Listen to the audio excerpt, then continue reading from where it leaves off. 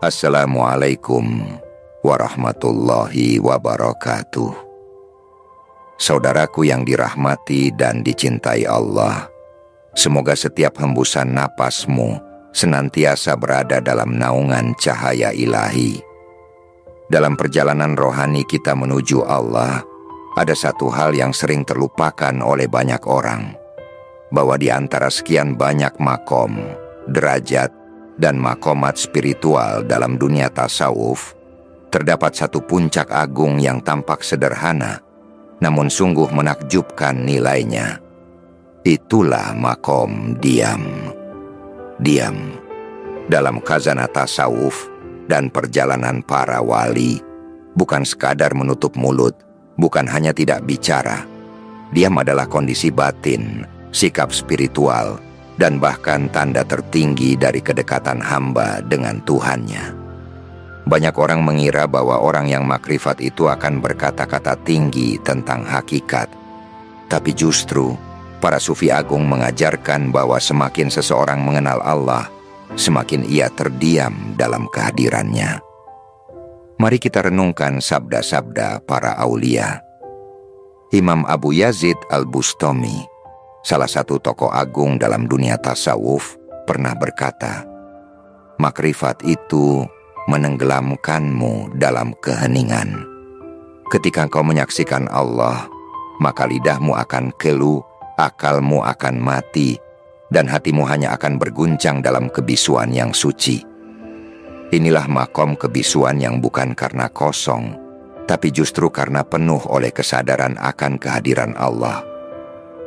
Syekh Abdul Qadir Al-Jilani dalam kitabnya Futuhul Ghaib berulang kali menegaskan bahwa manusia yang telah sampai pada ma'rifat sejati akan menjadi seperti orang mati di hadapan Robnya. Tidak berkehendak, tidak membantah, tidak mendebat. Ia tunduk total. Diamnya bukan karena tidak tahu, tetapi karena telah melihat langsung, dan apa yang dilihat itu tak lagi bisa diungkapkan oleh lisan. Ibnu Athaillah dalam Al-Hikam juga berkata, "Diam dari selain Allah adalah ucapan, dan ucapan tentang Allah adalah diam." Artinya ketika seorang salik telah larut dalam lautan ma'rifat, maka semua pembicaraan tentang selain Allah menjadi tidak berarti. Dan bahkan untuk menyebut Allah pun, ia lebih memilih diam karena tahu bahwa tiada kata yang cukup untuk menyebutnya. Saudaraku yang disayangi Allah, sampai di sini, seperti biasa, kami ingatkan Anda semua untuk terus menyimak kajian ini sampai akhir. Karena nanti kita akan masuk lebih dalam lagi ke dalam rahasia kenapa diam itu menjadi makom tertinggi dalam perjalanan rohani. Jangan lompat-lompat, karena ini bukan hanya soal pemahaman biasa, tapi ini soal transformasi jiwa. Dan kalau Anda merasa bahwa pembahasan ini menyentuh hati dan membawa manfaat, bantu kami untuk terus menghadirkan konten seperti ini dengan menekan tombol suka, berlangganan, dan subscribe. Dukungan Anda sangat berarti agar cahaya ilmu dari para sufi dan wali terus bisa disebarluaskan. Baik, mari kita kembali tengok ajaran para sufi. Syekh Ibnu Athaillah pernah mengisyaratkan bahwa manusia yang masih suka membantah, menyanggah, atau sibuk menjelaskan tentang dirinya sendiri belumlah sampai pada derajat makrifat. Karena orang yang makrifat telah sirna dari dirinya, fana dari egonya. Dan jika ia bicara, maka yang bicara adalah nur ilahi yang terpantul dari hatinya. Bahkan dalam hikmah yang lain disebutkan, seseorang tidaklah dikatakan arif hingga ia menjadi rahasia bagi rahasia. Bayangkan, rahasia bagi rahasia. Itu artinya, ia tidak hanya diam dalam kata, tapi juga diam dalam gerak, dalam ego, dalam kehendak. Ia menjadi kosong, sunyi, namun sepenuhnya diisi oleh Allah. Kita bisa mengambil pelajaran dari Nabi Musa alaihissalam ketika hendak berbicara dengan Allah di Tur. Allah berfirman, "Maka lepaskanlah kedua terompah atau sandalmu, Quran, Surah Toha, ayat 12. Kata para ahli tafsir dan sufi, ini adalah simbol bahwa sebelum bisa berbicara dengan Tuhan, seseorang harus menanggalkan dua hal, dirinya dan dunianya. Dan setelah itu, Nabi Musa alaihissalam diam, mendengarkan, larut dalam wahyu, tenggelam dalam kesadaran ilahi. Diam dalam makrifat bukanlah ketidakpedulian terhadap dunia. Justru sebaliknya, orang yang makrifat paham betul bahwa kata-kata itu memiliki beban, dan ia tidak ingin mengucap satu huruf pun yang tidak mendekatkan kepada Allah. Maka ia bicara hanya ketika diperintah, hanya ketika bermanfaat, dan selebihnya ia memilih sunyi. Syekh Junnun Al-Misri berkata, barang siapa mengenal Allah, maka akan sedikit ucapannya dan banyak diamnya. Karena ia menyadari bahwa apa yang dilihatnya terlalu besar untuk dijelaskan dan terlalu suci untuk diuraikan. Maka jangan heran jika banyak para wali terdahulu yang justru tampak tenang, diam, bahkan seperti orang biasa, padahal di dalam dadanya berkecamuk lautan tauhid yang tidak sanggup diwakili oleh kata. Dalam konteks ini, diam bukan berarti berhenti dari dakwah, tapi diam yang dimaksud adalah diam batin, yaitu tidak menyandarkan diri pada daya, upaya, dan pemikiran sendiri.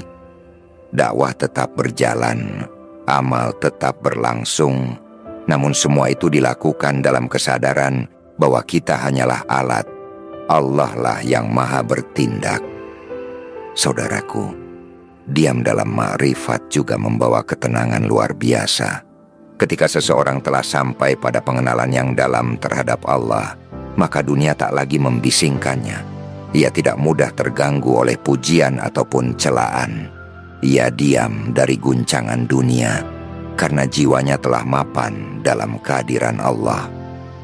Ini sebabnya para sufi tidak sibuk mengomentari dunia. Mereka tidak sibuk memaksakan kehendak, karena mereka telah melihat bahwa segala sesuatu berada dalam genggaman Allah. Dan apa gunanya mempermasalahkan ciptaan ketika hati telah dipenuhi oleh pencipta? Maka saudaraku, marilah kita belajar diam. Bukan diam kosong, tetapi diam yang penuh makna.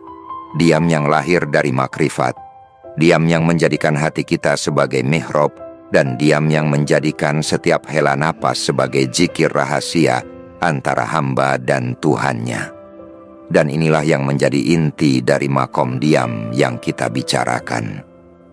Ketika hati seorang hamba telah dibasahi oleh cahaya makrifat, maka lisannya tidak lagi mudah meluncur. Bukan karena tidak tahu, tapi karena tahu bahwa pengetahuan itu milik Allah. Dan tiada satu kata pun yang mampu mewakili hakikatnya. Ia menyadari bahwa semakin banyak ia berkata, semakin besar kemungkinan untuk terselip ria, ujub, bahkan dusta yang halus. Syekh Abu Madian, seorang wali besar dari Andalusia, pernah berkata dalam salah satu hikmahnya, bicaralah hanya ketika Allah membukakan pintu bicara, dan diamlah ketika Allah menutupinya. Karena diam di saat pintu kata tertutup adalah adab, dan bicara di saat pintu itu terbuka adalah amanah. Ini bukan sekadar nasihat etika, tapi ini makom adab di hadapan Allah. Diam menjadi bentuk penghormatan. Karena siapa kita sampai merasa harus selalu mengomentari segalanya? Kita pun melihat dari perjalanan hidup Nabi Muhammad. Dalam beberapa peristiwa yang genting, beliau memilih diam terlebih dahulu. Menunggu petunjuk, tidak tergesa menanggapi, tidak buru-buru membalas. Bahkan dalam peristiwa hijrah, ketika di Gua Sur, saat Abu Bakar gelisah dan ketakutan karena nyawa mereka terancam, Rasulullah hanya berkata dengan tenang, La tahzan, innallaha ma'ana. tidak panjang, tidak berbelit-belit, tapi dari diam itulah muncul kekuatan. Karena diam, lahir dari keyakinan bahwa Allah bersama mereka. Sufisme bukan soal banyak bicara tentang cinta ilahi, tapi soal menjadi cinta itu sendiri dalam diam yang mendalam. Orang yang telah mengenal Allah akan mengurangi bicara karena takut setiap kata yang keluar tidak merepresentasikan kebenaran. Ia lebih memilih diam dan menjaga hati tetap dalam zikir batin yang tak terdengar. Bahkan zikir para makrifat bukan lagi di lisan, bukan juga hanya dalam hati, tapi telah menjadi keadaan. Sehingga diamnya pun zikir. Ia tidak mengucap Allah, Allah, tapi seluruh tubuhnya menjadi cermin dari lafaz itu. Dan ini selaras dengan apa yang dikatakan para sufi. Makrifat adalah ketika Allah menjadi penglihatannya, pendengarannya, dan lisannya. Maka diamnya pun adalah firman. Coba kita renungi, betapa kita hari ini hidup di zaman yang bising. Semua orang ingin bicara. Semua orang ingin menyampaikan pendapat. Semua berlomba menjadi yang paling keras suaranya. Tapi justru di tengah kebisingan itu, makna hilang. Ketika semua berbicara, siapa yang mendengarkan? Maka dia menjadi jalan sunyi yang penuh berkah. Jalan yang membuat kita mendengar bukan hanya suara manusia, tapi suara nurani. Dan lebih dalam lagi, suara Allah dalam kalbu. Sufiyah Robiah Al-Adawiyah, seorang perempuan sufi besar, pernah berkata dalam munajatnya, Tuhanku, lidahku keluh karena Engkau, dan mataku kering bukan karena tak menangis, tapi karena tak ada air yang cukup untuk membasuh kerinduanku. Lihatlah, bagaimana dalam diam dan tangis itu, beliau menyampaikan cinta yang tidak bisa diterjemahkan dengan bahasa biasa. Karena cinta kepada Allah, ketika telah mencapai makom tertinggi, justru tidak butuh penjelasan. Ia hanya butuh dihayati, dirasakan, dan diam. Adalah bentuk ekspresi tertinggi dari cinta semacam itu. Maka jika hari ini engkau merasa jenuh dengan kebisingan dunia, jika engkau merasa penat dengan kata-kata yang tak kunjung membawa damai, mungkin barangkali Allah sedang memanggilmu ke makom diam. Barangkali Dia sedang mengundangmu untuk lebih banyak mendengar, lebih banyak merenung, dan lebih banyak hadir dalam keheningan. Diam bukan berarti pasrah buta, tapi diam yang dimaksud adalah bentuk perendahan diri yang tertinggi. Orang yang benar-benar makrifat tidak butuh pengakuan. Ia tidak merasa perlu menjelaskan jati dirinya. Ia hanya ingin larut, fana, hilang dalam Allah, dan ketika Allah izinkan, ia bicara hanya sebagai pantulan kehendaknya. Itulah sebabnya para wali besar kadang tampak sederhana, tidak suka tampil, tidak suka berdebat, tidak banyak bicara soal hakikat, tapi kehadirannya menggetarkan, karena diamnya penuh isi, hatinya penuh Allah. Jiwa mereka bersambung dengan langit, meski langkahnya tetap membumi. Saudaraku, ketika kita mulai mencicipi diam semacam ini, kita akan memahami bahwa banyak hal dalam hidup tidak butuh reaksi. Banyak urusan dunia akan selesai dengan hanya berserah. Dan makrifat bukan berarti mengetahui segalanya, tapi justru mengakui bahwa kita tidak tahu apa-apa kecuali yang Allah izinkan. Maka mari kita latih diri. Dalam perjalanan spiritual kita, mari sisakan ruang untuk diam. Bukan diam hampa, tapi diam yang mengakar dalam zikir, dalam rasa takut, dalam rasa rindu, dan dalam rasa tunduk. Biarlah kata-kata kita menjadi sedikit, namun bergizi. Biarlah suara kita pelan, namun sampai. Karena boleh jadi, dalam diammu, Allah menyampaikan sesuatu yang tidak bisa dijelaskan oleh sejuta kata. Karena perjalanan makrifat, saudaraku, bukanlah jalan yang berbatu dan penuh paksaan, melainkan jalan halus yang menuntut kelembutan hati, kejernihan pandangan batin, dan kesanggupan untuk menanggalkan segala bentuk kesibukan yang tidak penting. Dan di titik itu, diam menjadi bukan sekadar pilihan, melainkan keniscayaan spiritual.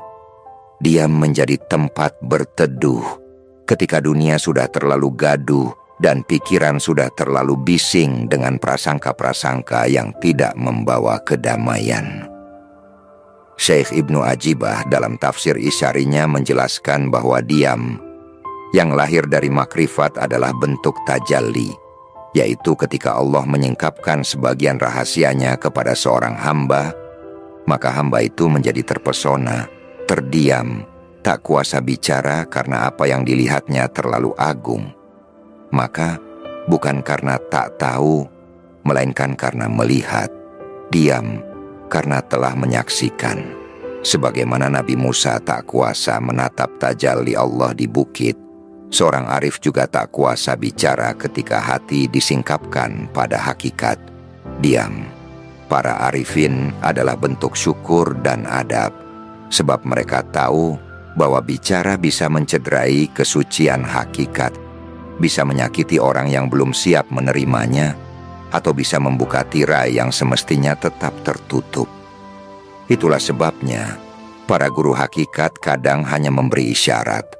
Sebagian lain memilih menyampaikan makna dengan simbol, bahkan ada yang hanya menyampaikan lewat diam dan tatapan, karena mereka yakin Allah akan menyampaikan kepada siapa yang dikehendakinya tanpa perlu kata-kata yang berlebih. Bukankah Rasulullah juga pernah bersabda dalam hadis sahih, barang siapa beriman kepada Allah dan hari akhir, hendaklah ia berkata yang baik atau diam. Dan dalam tafsir Sufi, hadis ini tidak hanya berlaku pada kehidupan sosial, tetapi juga dalam makom batin, bahwa berkata baik adalah berkata dengan bimbingan ilahi, dan diam adalah bentuk paling tinggi dari adab terhadap Allah.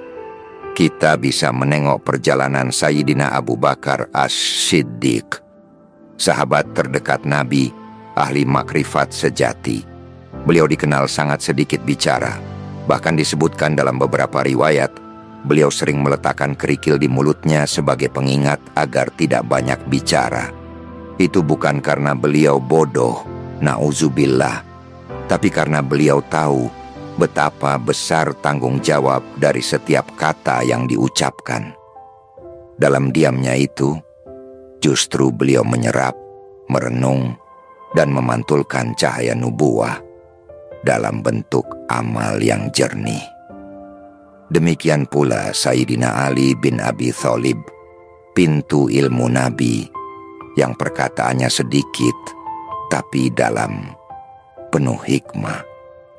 Dalam diamnya ada samudra, dan dalam setiap kata yang akhirnya ia ucapkan, terkandung ribuan makna yang tak akan habis dikaji. Orang-orang seperti ini tidak berbicara karena ingin terlihat tahu.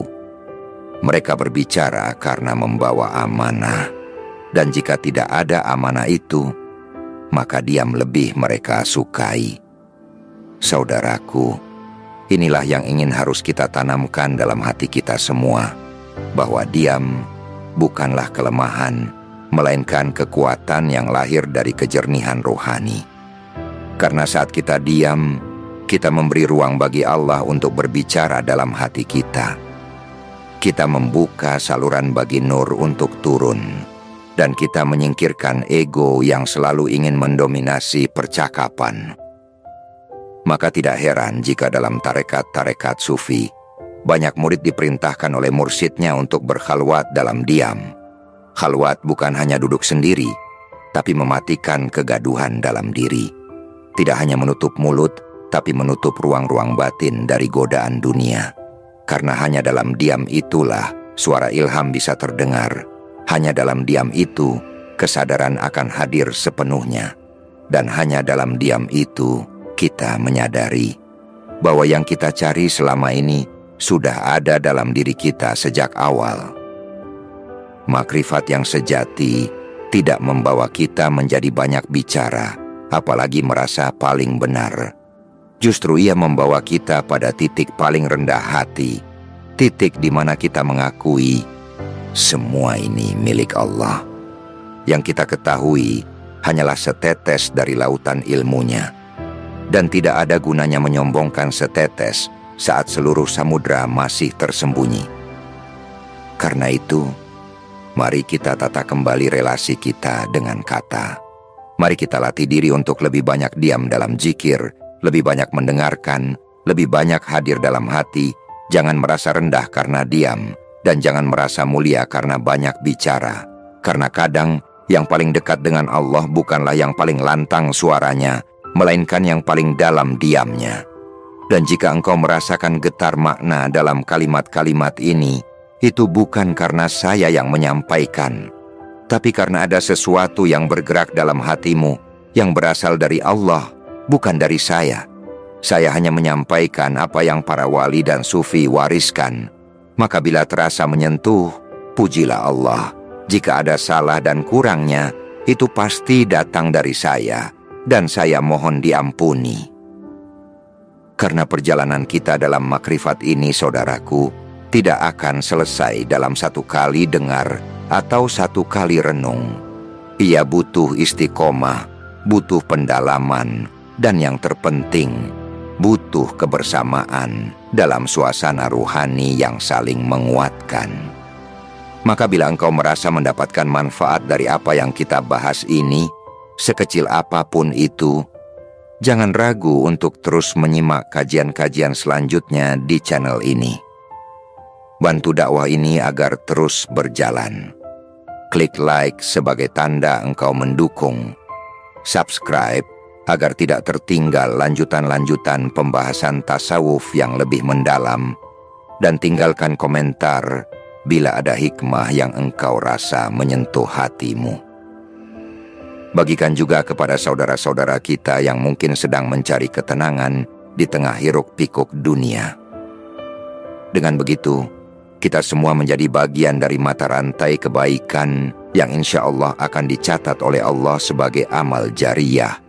Dan semoga setiap kata yang bermanfaat ini menjadi cahaya bagi hidupmu dan menjadi saksi di hadapannya kelak. Wassalamualaikum warahmatullahi wabarakatuh.